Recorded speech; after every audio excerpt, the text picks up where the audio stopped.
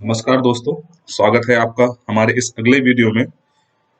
पहले अभी जो इस सीरीज का जो पहला वीडियो था उसमें हमने सीखा था कि एक्सेल से डेटा को रीड कैसे करना है और उस एक्सेल में डेटा वापस कैसे लिखना है। इसके अलावा हमने सीखा था कि जो CSV फाइल है उससे कैसे डेटा रीड करना है, उसमें कैसे डेटा राइट करना है। अभी हम एक ऑफिस सिनेरियो कंसीडर करते हैं कि उस डेटा को रीड करके मुझे कुछ वैल्यू ब्राउजर में डालनी है और वहां से वैल्यू लेनी है। तो हम मुझको क्या सीखना होगा नेक्स्ट नेक्स्ट विल बी कि एक्सेल का जो ब्राउजर का ऑटोमेशन है वो हम कैसे करें। ब्राउजर का ऑटोमेशन करने के लिए जो हम यूज करेंगे, सेलेनियम लाइब्रेरी यूज करेंगे, जो कि बहुत ही कॉमनली यूज लाइब्रेरी है। ठीक है, और उस लाइब्रेरी के थ्रू हम ब्राउजर ऑटोमेशन यहाँ पे सीखेंगे। तो मैं दो वीडियोस बनाऊंगा, एक में सिर्फ मैं ब्राउजर पे एक्शन परफॉर्म करना सिखाऊंगा, दूसरी पे मैं जो एक्सेल और जो ब्राउजर है उन दोनों को आपस में कनेक्ट करूंगा, दोनों को यूज करके एक ऑफिशियल टास्क परफॉर्म करूंगा। ठीक है, तो ठीक है, चलिए अब चलते हैं। सबसे पहले हम अपना आईडी खोलते हैं जो हमारा पाईचार्म है। ठीक है, पाईचार्म मैंने ऑलरेडी ओपन किया हुआ है और ये कुछ कोड मैंने पहले से ही लिखा हुआ है जिससे कि मैं आपका टाइम सेव कर रहा हूँ। ठीक है, वो मैं आपको वन बाय वन एक्सप्लेन करता हूँ। जो ये वेब ड्राइवर है, सेलेनियम वेब ड्राइवर, तो जब हम किसी भी लाइब्रेरी पे काम करते हैं वो हमें इंपोर्ट करनी होती है। ठीक है, सेलेनियम वेब ड्राइवर जो है वो यूज होता है ब्राउजर को कंट्रोल करने के लिए। और तो ये जो भी लाइब्रेरी है हमें जिस पे काम करना है वो हमें इंपोर्ट करनी होती है। इंपोर्ट हम कैसे करते हैं वो मैं आपको एक बार ऑलरेडी बता चुका हूँ। ठीक है, मैं फिर से एक बार इसको एक्सप्लेन कर देता हूँ। जहाँ पे आपका पाइथन इंस्टॉल्ड है आप उस फोल्डर में जाइए। पाइथन इंस्टॉल कैसे करना है वो मैंने एक दूसरी वीडियो में कवर किया हुआ है। CMD कमांड प्रॉम्प्ट खोलने के लिए इस पाथ पे जाके हम CMD राइट करते हैं। इसमें पिप इंस्टॉल सेले मेरे में ऑलरेडी इंस्टॉल्ड है, तो आपको ये लिखना है और ये लिख के एंटर प्रेस करना है। मुझे दिखाएगा ऑलरेडी सेटिस्फाइड क्योंकि मैंने ऑलरेडी इंस्टॉल किया हुआ है। जब ये इंस्टॉल हो जाएगा तब आप इस पे वापस आएंगे। उसके बाद क्रोम इंस्टॉलर। होता क्या है कि जो क्रोम है उसके वर्जन्स बार बार चेंज होते हैं, 6 महीने, 3 महीने, 2 महीने, जैसे भी रिक्वायरमेंट क्रोम कंपनी चाहती है उस हिसाब से वो उसको चेंज करते रहते हैं। तो ये जो लाइब्रेरी है, क्रोम ड्राइवर पाइथन की लाइब्रेरी है, ये ऑटोमेटिकली क्रोम के जो वर्जन है उसको अपग्रेड कर देती है, मतलब उसको आपके सिस्टम में इनिशियलाइज कर देती है। अगर वो चेंज होगा तो आपको बार बार चेंज नहीं करना पड़ेगा, वो ऑटोमेटिकली इनिशियलाइज कर लेगा। ठीक है, जो आगे है ये सेलेक्ट। सेलेक्ट कब यूज होता है? जब हम किसी भी ड्रॉप डाउन लिस्ट से डील करते हैं। मैं आपको बताता हूँ कब सेलेक्ट का यूज होता है। थोड़ा सा डिटेल में बताऊंगा मैं आपको, तो थोड़ा सा वीडियो लंबा होगा लेकिन आपको अच्छे से समझ में आएगा। देखिए, ये जो अगर आप ये देखें तो ये ड्रॉप डाउन है एक, ये सेलेक्ट करना होता है। तो ये जो एलिमेंट है इसका टाइप क्या है वो हम देखते हैं। एलिमेंट का टाइप देखने के लिए आप इंस्पेक्ट कर सकते हैं। इंस्पेक्ट करके आप देखिए सेलेक्ट है। इसके लिए जिस टाइप का हमने एलिमेंट यूज करना है उस टाइप का हमको, नॉट फॉर ऑल एलिमेंट, जो ये ड्रॉप डाउन लिस्ट है इसके लिए स्पेसिफिकली रिक्वायरमेंट सेलेक्ट की होती है। अब ये जो तीन चीजें हैं ये किससे रिलेटेड है ये मैं आपको एक्सप्लेन करता हूँ। Web driver wait. जब भी कोई पेज लोड होता है तो कभी कभी इंटरनेट की स्पीड की वजह से एलिमेंट को लोड होने में टाइम लग जाता है। तो हमारा जो ड्राइवर है अगर वो एक्शन परफॉर्म करता रहेगा और एलिमेंट अवेलेबल नहीं होगा पेज पे, तो जो आपका स्क्रिप्ट है, जो आपका प्रोग्राम है, वो एरर रेज करेगा। हमको उससे बचने के लिए हम क्या करते हैं कि वेट का इस्तेमाल करते हैं।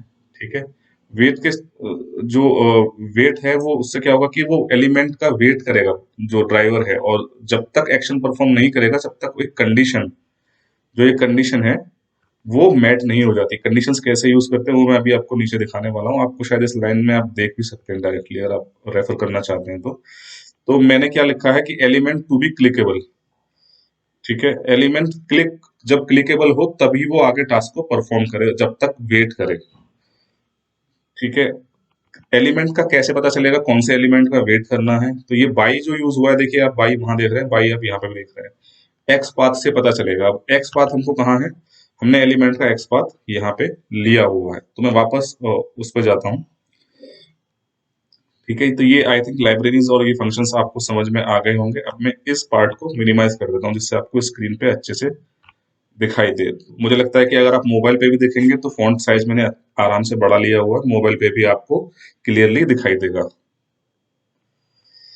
ठीक है, अभी यहाँ पर हम आए, हमने जो अभी क्रोम इंस्टॉलर था, ऑटो क्रोम इंस्टॉलर, उसको डॉट इंस्टॉल, ठीक है, डॉट डॉट इंस्टॉल जो फंक्शन है वो उसको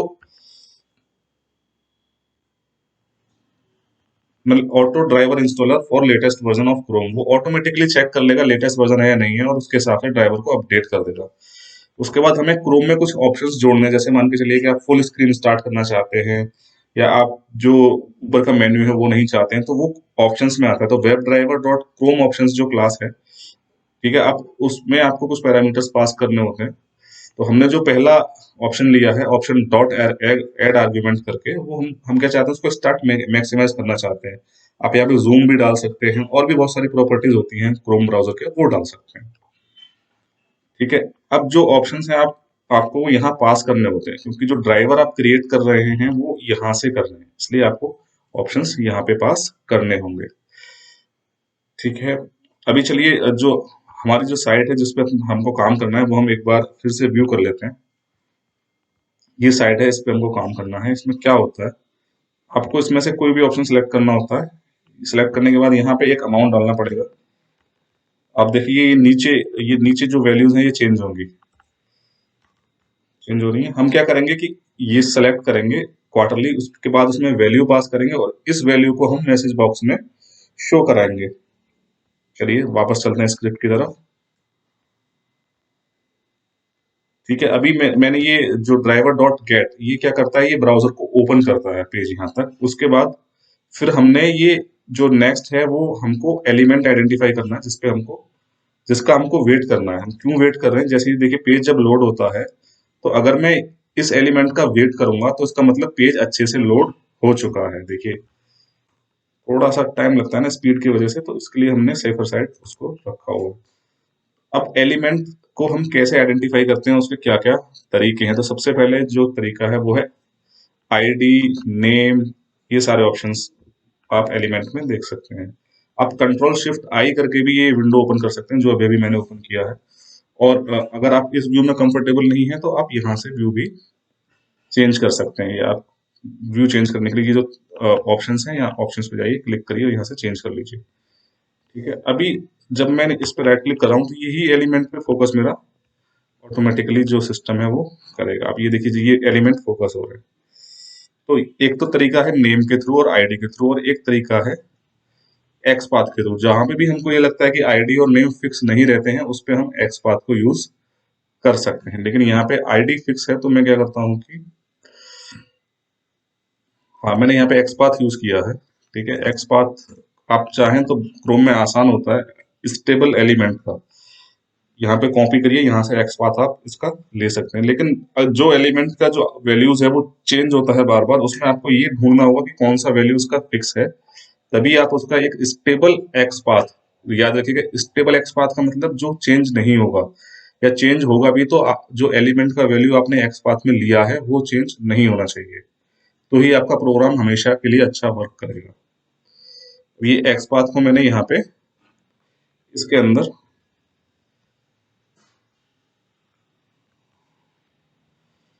यहाँ से पेस्ट कर लिया। अभी एक्स पाथ को मैंने एक वेरिएबल में स्टोर कर लिया। अभी मुझे क्या करना है, मुझे वेट लगाना है, क्योंकि जो ये मेरा है ये फर्स्ट स्क्रीन, और यहाँ पे मेरा जो सिस्टम है वो वेट करेगा पेज के लोड होने का। तो अगर इन केस मेरी जो इंटरनेट की स्पीड है वो कम होती है 30 सेकंड तक, वो जो पेज है वो लोड नहीं होता है, तो जो मेरा प्रोग्राम है वो कंटिन्यूअसली वेट करता रहेगा 30 सेकंड तक।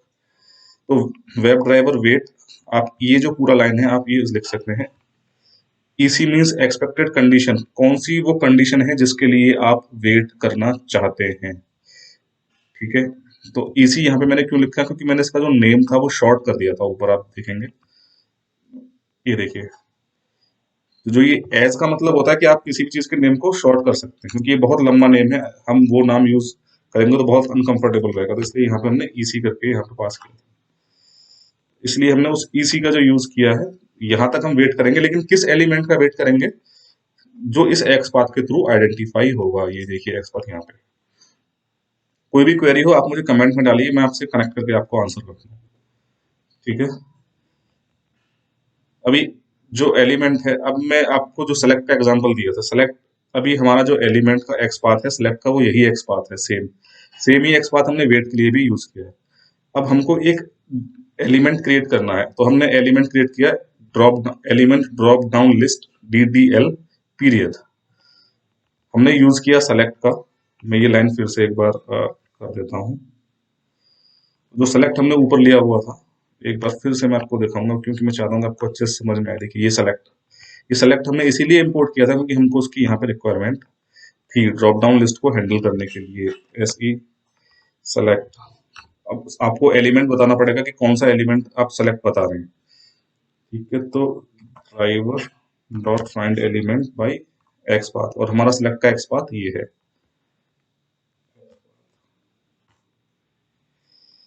अब हमारा जो कंपाइलर है, जो हमारा प्रोग्राम है, जो स्क्रिप्ट है, उसको पता चल चुका है कि सिलेक्ट एलिमेंट कौन सा है, लेकिन अभी उसको ये नहीं पता कि सेलेक्ट करना क्या है।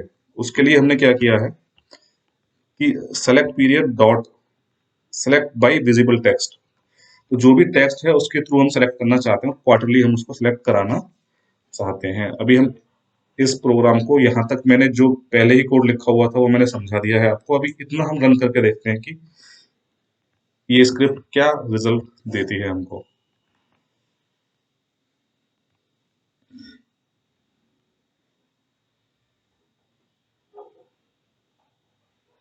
ये पेज ओपन किया है,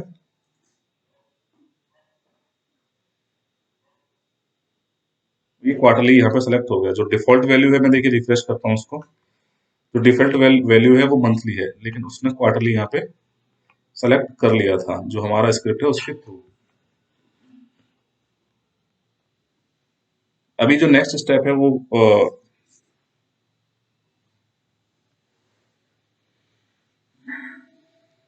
ठीक है, अभी जो नेक्स्ट स्टेप है वो है, हमें ये अमाउंट है, इसमें अमाउंट हमें लिखाना है। तो हम पहले, सबसे पहले एलिमेंट को आइडेंटिफाई करते हैं, इंस्पेक्ट करते हैं। जहां पे इंस्पेक्ट नहीं होगा वहां पे Ctrl+Shift+I, ठीक है। और उसके बाद आप इसको और भी ढूंढने का तरीका मैं आपको बता रहा हूँ। आप ये वाला एलिमेंट ढूंढेंगे तो इसके आसपास में ही ये एलिमेंट मिलेगा। तो आप क्या कर सकते हैं, आप इसको कॉपी करिए। आप डायरेक्ट भी ढूंढ सकते हैं यहाँ से, लेकिन मैं आपको वो तरीका बता रहा हूँ जब आपको राइट क्लिक डिसेबल होता है। तो आप यहाँ जाइए, Ctrl+F करिए, यहाँ पे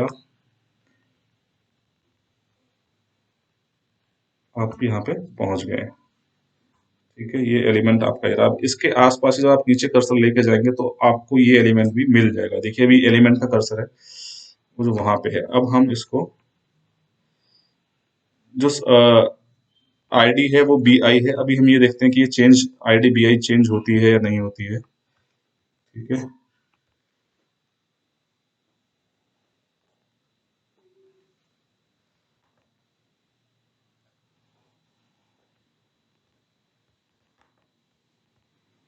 ये अभी देखिए B हो गई है आईडी, पहले BI था अभी B हो गया, यानी कि ये डायनेमिकली चेंज हो रहा है। ठीक है, अब हमको ऐसा सॉल्यूशन ढूंढना है या ऐसा कोई एलिमेंट चाहिए जो चेंज नहीं होता हो। तो आपने नोटिस नहीं किया होगा, लेकिन जो ये प्लेस होल्डर है ये चेंज नहीं होगा। तो हम अब एक्स पाथ बनाना सीखेंगे, बनाते कैसे हैं। ठीक है, तो सबसे पहले ये दोनों आपको स्लेशर लगाने होते हैं कि इसके आगे के जो एलिमेंट है उनको इंडिकेट करता है।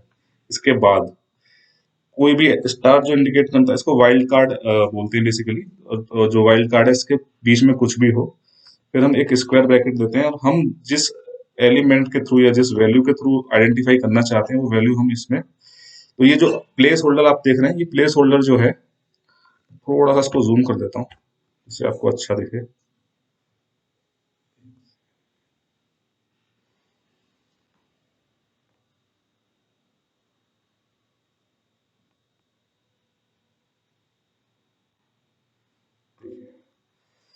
जो आप ये प्लेस होल्डर देख रहे हैं, तो ये प्लेस होल्डर एट्रीब्यूट है HTML।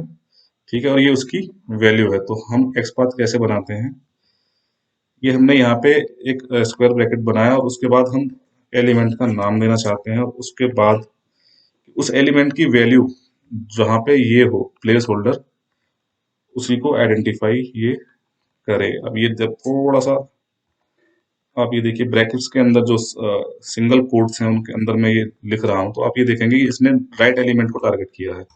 यहाँ पे आप कर्सर रख के आप एंटर प्रेस करेंगे तो उस एलिमेंट पे जाएगा। आपको बार बार एंटर दबा रहा हूँ मैं, जब ये ब्लिंक हो रहा है। अब देखिए एलिमेंट जो होना चाहिए, एक एक्स पाथ के थ्रू एक ही एलिमेंट होना चाहिए। ठीक है, तो इस तरीके से आप अपने एक्स पाथ को भी खुद क्रिएट कर सकते हैं, अदरवाइज यहाँ से कॉपी करके आप ले सकते हैं। लेकिन जो भी एक्स पाथ के अंदर वैल्यू आ रही है वो चेंज अगर होगी तो एक्स पाथ आपका वर्क नहीं करेगा। ठीक है, आप डायरेक्टली कॉपी भी कर सकते हैं अगर वो स्टेबल पेजेस हैं तो।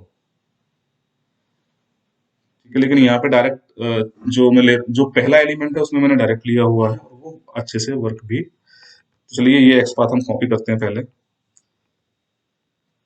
देखिए ये जो एक्स पाथ है ये चेंज नहीं होता है, तो ये हमने सिंपली ले लिया था। मैं आपको इसको भी लेके दिखाता हूँ एक बार।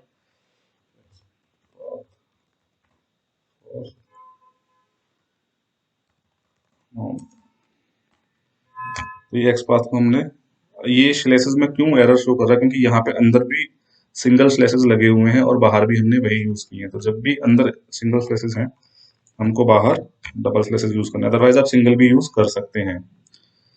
ठीक है, अभी मैं आपको जो नेक्स्ट ऑप्शन शो करने वाला हूँ, वो हम ये देखने वाले थे कि ये एक्स पाथ हमने कैसे लिया। उसको हमको बनाने की जरूरत नहीं थी, हमने डायरेक्टली लिया था। वो एक बार मैं यहाँ पे जाता हूँ, इसको इंस्पेक्ट करता हूँ। ठीक है, मैं थोड़ा सा टाइम ले रहा हूँ जिससे कि आपको अच्छे से समझ में आए। मेरा जो पर्पज है वो यही है कि वीडियो बन जाए, लेकिन आप जब कभी किसी पॉइंट पे स्टक हो तो सोल्यूशन भी आपको छोटी छोटी चीजों में मिल जाना चाहिए। हमने यहाँ से सीधा कॉपी कर लिया एक्स पाथ। ठीक है, अब हम चेक टेस्ट कैसे करते हैं एक्स पाथ को, यहाँ पे पेस्ट कर देते हैं। देखिए एलिमेंट को आइडेंटिफाई कर रहा है। एक बार रिफ्रेश करते हैं पेज को, रिफ्रेश करके फिर से एक्स पाथ डालते हैं, तो ये चेंज नहीं हो रहा है, लेकिन ये बार बार चेंज होता था, इसलिए हमने उसको क्रिएट किया। तो ये हमारा करेक्ट है। अभी हमारे पास जो अमाउंट है उसका एक्स पाथ आ गया। एलिमेंट क्रिएट करते हैं हम, element amount is equals to driver dot find element by ID से नहीं, हम एक्स पाथ से कर रहे हैं। तो एक्स पाथ हमारा कौन से वेरिएबल में है, एक्स पाथ फॉर अमाउंट। ठीक है, ये इतना हो गया। उसके बाद हमको क्या करना है कि हमको जो पुराना वैल्यू है वो डिलीट करना है। तो आप ये ध्यान रखिएगा, जब जब भी कभी आप पुराना वैल्यू डिलीट करना हो तो आपको उसको क्लिक करके क्लियर करना होता है पहले, अगर एलिमेंट में कोई भी वैल्यू है तो कौन सा एलिमेंट का नाम क्या है, एलिमेंट अमाउंट डॉट क्लिक। ठीक है, पहले क्लिक करेंगे, उसके बाद एलिमेंट अमाउंट डॉट क्लियर, मतलब जो उसका पुराना वैल्यू है वो क्लियर करेंगे। उसके बाद हम उसको न्यू वैल्यू सेंड करेंगे, डॉट सेंड कीज, जो पाइथन में यूज होता है वो सेंड कीज है। तो मैं मान के चलिए ये अमाउंट वहां पे डालता हूँ फॉर एग्जांपल। ठीक है, अभी यहाँ तक चला के देखते हैं। ये ठीक है, अमाउंट मैंने एंटर कर दिया है। अभी इतना हम रन करके देखते हैं प्रोग्राम की क्या आउटपुट उसका आता है।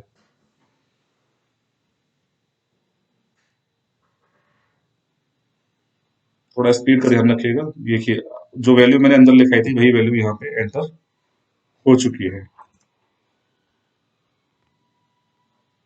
ठीक है, एंटर करने के बाद अभी नेक्स्ट स्टेप क्या है हमारा कि हमको वैल्यू कॉपी करनी है, कौन सी, ये वाली।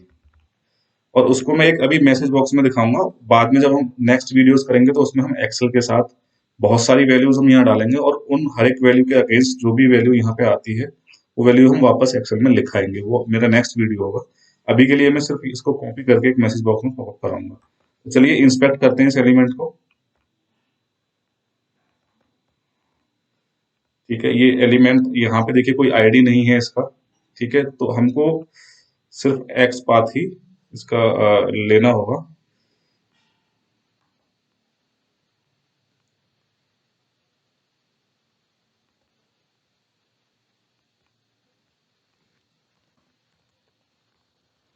लिखेंगे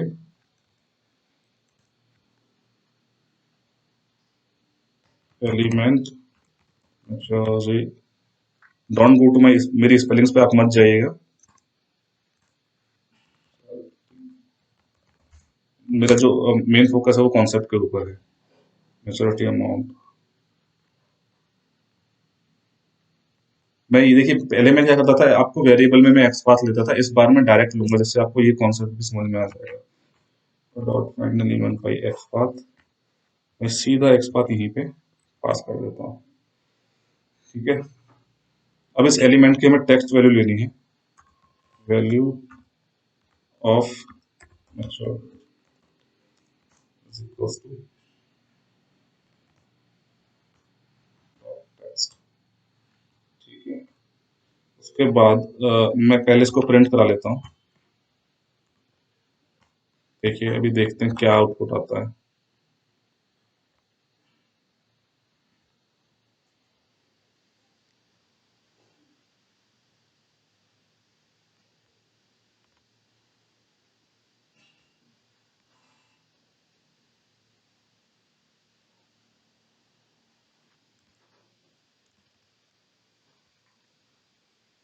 देखिए जो आउटपुट है वो यहाँ पे उसने जो वैल्यू यहाँ ब्राउजर में लिखी हुई थी वो प्रिंट हो चुकी है। ठीक है, अभी इसी वैल्यू को हम, हाँ एक चीज और मैं आपको यहाँ पे बताना चाहता हूँ, बहुत बार ये टेक्स्ट से आपको आउटपुट नहीं मिलेगा, तो आपको वैल्यू का यूज करना होगा।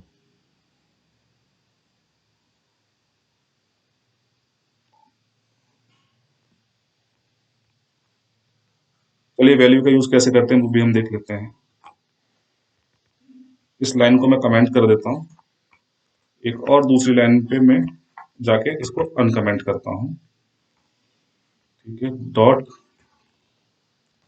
गेट एट्रीब्यूट, VALUE, क्योंकि जो उसकी वैल्यू है हम वो ले रहे हैं यहाँ से।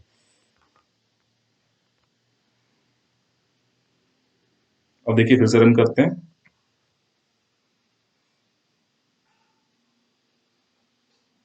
वैल्यू एंटर हो गई है। अभी देखते हैं आउटपुट आया क्या आया है, आउटपुट नन आया है। तो इस सिनेरियो में हमें पहले वाला जो ऑप्शन था वो हमारे लिए वर्क कर रहा है, दूसरे वाला नहीं कर रहा है। तो आपको ध्यान रखने का, बस सिर्फ आप नोट कर लीजिए, आप पहले वाले को ही यूज कर सकते हैं। तो दोनों ही मैंने आपको बता दिया, कहीं पे आपका जो दूसरा ऑप्शन है वो काम करेगा, कहीं पे आपका पहला ऑप्शन काम करेगा। अभी हम क्या करते हैं, थोड़ी सी टेस्टिंग के लिए हम सेंड की भेजने से पहले एक मैसेज बॉक्स लगाते हैं। अभी हमें मैसेज बॉक्स यूज करना है, तो हमें मैसेज बॉक्स को इम्पोर्ट भी करना होगा। अभी हम ऊपर जाते हैं, ये टिकइंटर फिर से इम्पोर्ट करते हैं, टिकइंटर डॉट मैसेज बॉक्स, इसका एक मैं छोटा नाम दे देता हूँ, एस MSGBX। चलिए हम क्या करते हैं, हम पहले इसको थोड़ा ब्रेक लगाएंगे, MSG, जिससे कि आपको अच्छे से दिखे, वो विजिबिलिटी उसकी इंक्रीज हो। इन्फो, देखिए आप, शो इन्फो हम यूज करेंगे, उसमें पहले टाइटल देना पड़ेगा और उसमें जो हमको मैसेज प्रिंट कराना है वो हमको फिर उसमें देना है। ठीक है, तो टाइटल में, टाइटल टाइटल जो है वो हमारा ब्रेक पॉइंट, कॉमा हम देंगे। इसके लिए आपको एक लूप भी लिखना होगा, ये जिसमें एग्जांपल के लिए ले रहा हूं, तो मैं इसमें प्रॉपरली जो लूप होते हैं टिक करके वो ओपन और क्लोज नहीं कर रहा हूं। ठीक है, इसको रन करते हैं।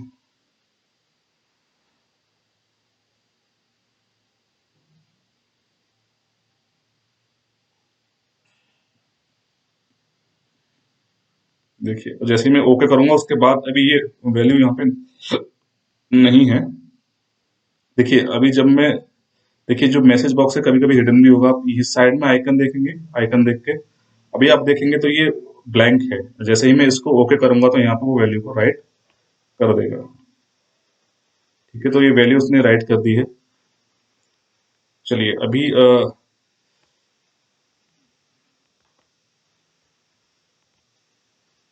जितने भी क्रोम है सबको बंद कर देता हूँ। ठीक है, अभी हम क्या करना चाहते हैं, हम इसको जो वैल्यू हमारी आई है इसको भी हम मैसेज बॉक्स में प्रिंट कराना चाहते हैं। तो मैसेज बॉक्स हमने msg box dot show info, जो अभी बीच में जो मैसेज बॉक्स है वो मैं उसको डिलीट कर देता हूँ फिलहाल। परसुएंट टू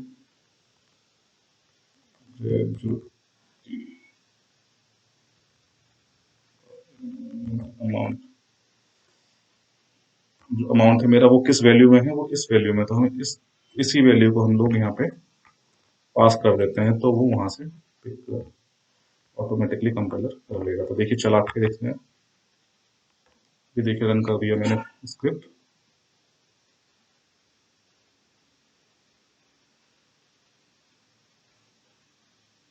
देखिए जो वैल्यू है वो यहाँ पे आ चुकी है, ठीक है guys?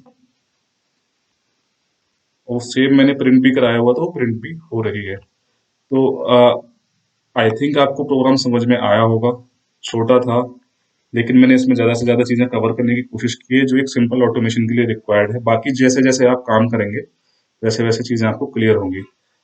आप मुझे फीडबैक दीजिए कि आपके मोबाइल में ये जो फॉन्ट है ये अच्छे से दिख रहा है या नहीं दिख रहा है। रीजन इज कि मैं इसलिए वीडियोस बड़े फॉन्ट में बना रहा हूँ कि आप मोबाइल में देख सकें और आप अपने सिस्टम में प्रैक्टिस कर सकें, ठीक है? या आप लाइन बाय लाइन फुल से कोड को देख सकते हैं।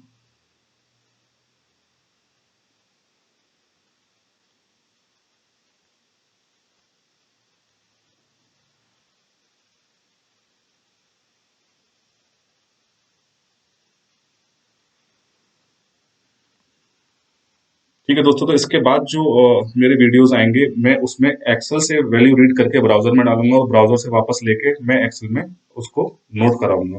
बहुत बहुत धन्यवाद आपका समय देने के लिए। अगर आपको मेरे वीडियोस अच्छे लग रहे हैं तो प्लीज़ कमेंट्स में अपना फीडबैक दीजिए और मेरे चैनल को सब्सक्राइब कीजिए और इसके साथ ही लाइक करना न भूलिए। धन्यवाद।